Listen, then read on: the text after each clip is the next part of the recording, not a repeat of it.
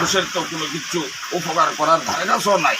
লোকটাকে লোকটার নাম হলো আপনারা নিশ্চয়ই শুনছেন, খুবই কমন নাম বর্তমানে, মন্ত্রীর কাছের লোক, উনি হচ্ছেন বিজন পাল। আমরা দেখেন আমরা সাধারণ মানুষ, আমরা কিতা কম, তবে আমরা তো জানি যে একজন লোক যদি একটি একা তার সাইডে ফাইডে যদি থাকে এও তো কিছু পাওয়া যায়। আমরা এখানে রাজ্য নেতৃত্বরা বই কিতা করতেছে এটা তো আমরা জানা নাই।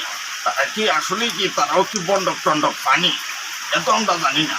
তখন দেখেন আমরা তো আন্তাজের রূপে কথা কই, কিন্তু কৃষ্ণপুর বিধানসভার মধ্যে যা শুরু হয়েছে আমরা দলটারে শেষ করে নিছে একবারে। আমরা যারা সাধারণ লোক যারা আছি আমরা তো কোনো সুযোগ সুবিধার থেকে বঞ্চিত। এমনকি রাস্তাঘাট থেকে যদি আপনি চান আমরা এখানে আপনি আটতে পারতেন না। সারা কৃষ্ণপুরটারে জ্বালাই লেছি একটা লোক।